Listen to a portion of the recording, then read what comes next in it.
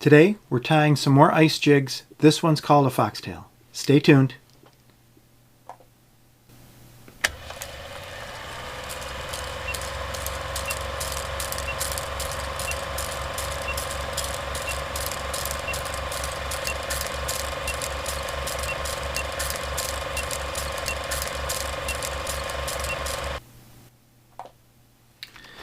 So good morning.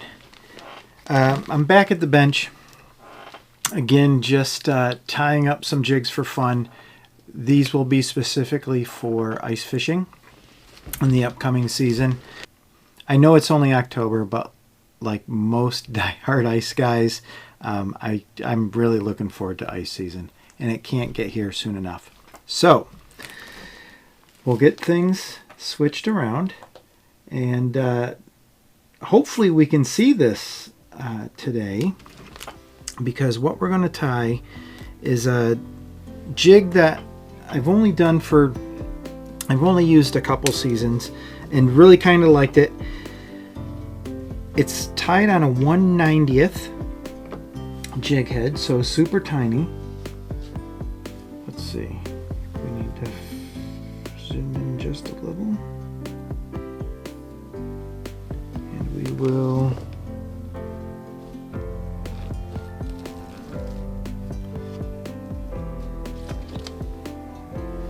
see.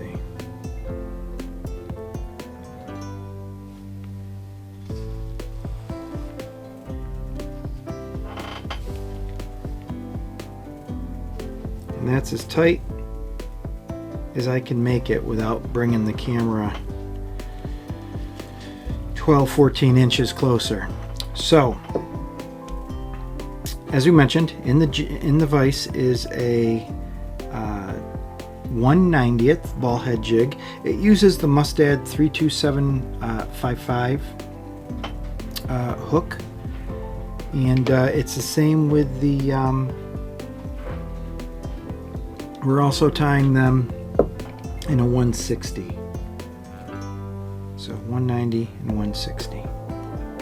Very simple jig, and as the name implies, I am using some foxtail, mostly because of the airiness, the fine hair fibers that this fox hair is. Color, of course, was also a consideration, but mainly how light and airy, how thin these hair fibers are, to give it a lot of action. Fairly durable, much more durable than if we used marabou fibers, though marabou would be a really good alternative for this. So to begin, I'm using a 2/0 nylon thread. I'm going to lock this on in the center of the hook shank and then walk it towards the point of the hook.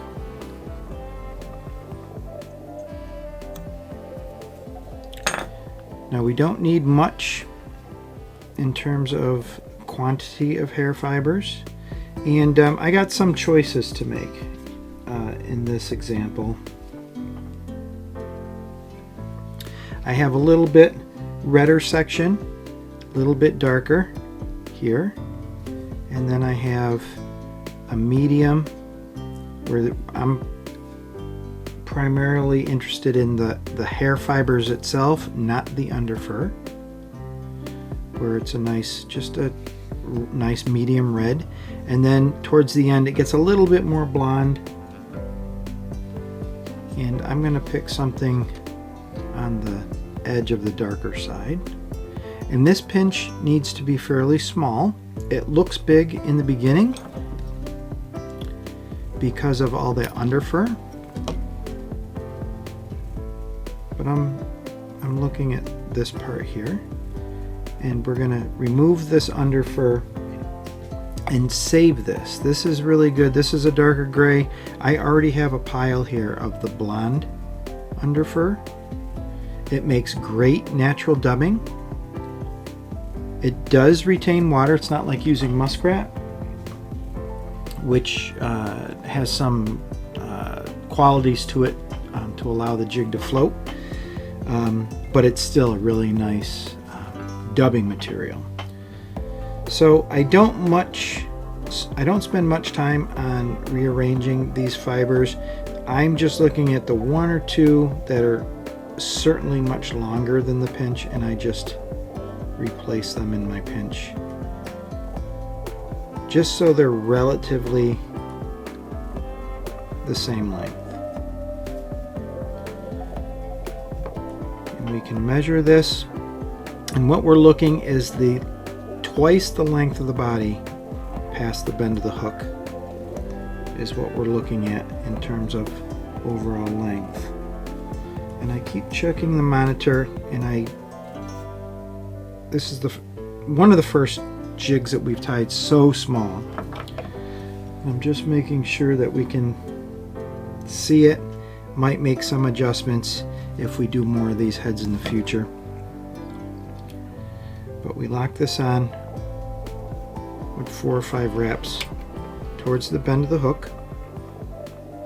And before I walk the thread back, I'll take my head cement a very light dot here. I'm not trying to glue the jig together, but this will help with the durability because we're using a tinsel chenille that's fairly delicate.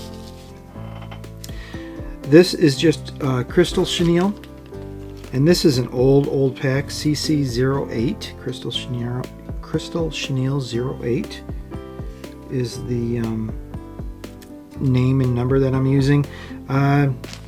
It's very similar to the Ice Chenille by Hairline, and there's also, this is Crystal Braid Chenille, which is also another good choice.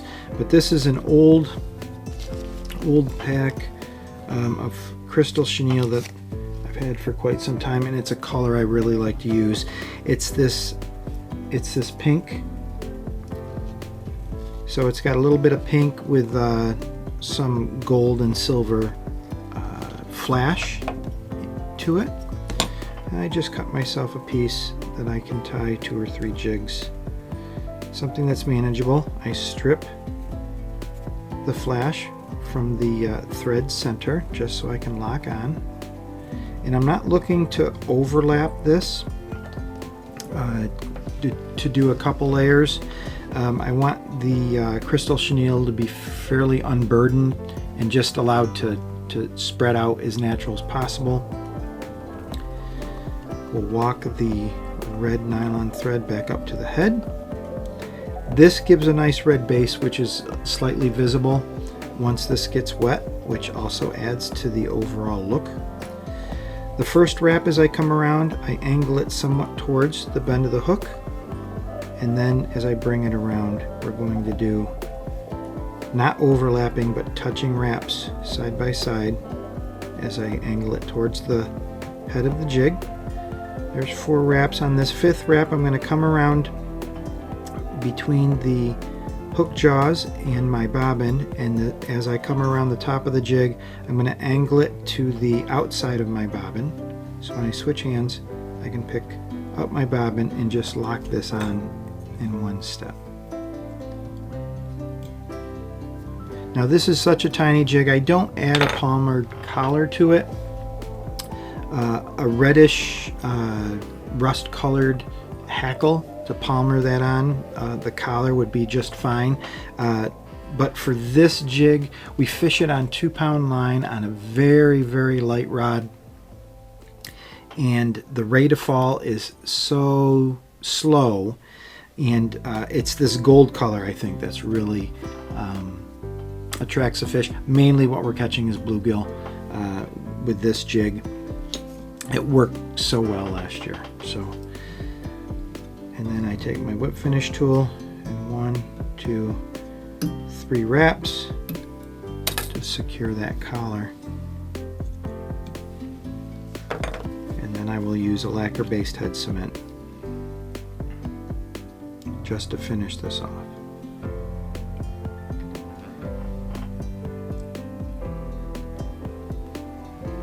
These plated jigs I got from Barlow's. Very nice jig. I have silver and gold plated heads, 160, 190, 160, all the way up to 1/8. And I've tied some of those before. Let's see, let's get my ring out of the way.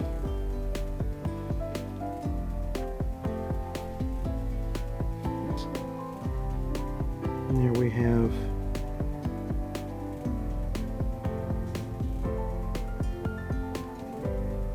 what we call a foxtail.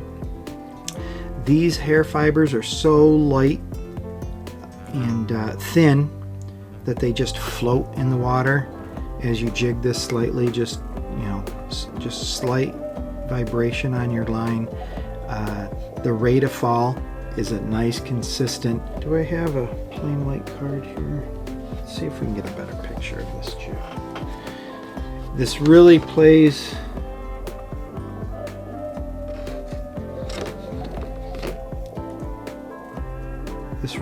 havoc on the zoom of the camera. It's trying really hard to see this jig.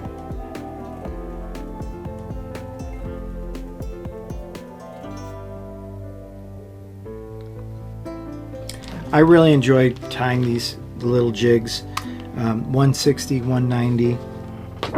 I know they're difficult to film. Some of these I'm learning. I haven't done such tiny jigs in quite some time, and I'll do a bunch more as the season progresses into ice season, and some of these videos will be a learning experience. So we'll figure out. I might switch lenses. I got another lens that I think works really well. The problem with that lens is the depth of field. So as I move my hand from the vise closer to the camera, I don't have such a great depth of field, but I think I can get that camera a little bit closer and maybe get some better picture. So if you have any questions, what we did here today, put some comments down below. Put some information down about the type of flash, the color that you prefer for ice fishing. We're going to do a quick little video here shortly. I was going through a lot of the crystal flash and the ice chenille that I have, that I enjoy using, and some of the other brands that I've collected over the years. And I'm going to go through and talk about some of the different chenilles to use specifically on ice jigs. So I am interested on the type of flash you enjoy using, particularly for ice jigs, but also the colors, because you know, we kind of get stuck on the gold and silver, but looking at the collection that I've gathered over the years, there's an awful lot of colors. So as always, go ahead, hit that like button and subscribe so you don't miss any new content. Keep tying, and until next time, tight lines.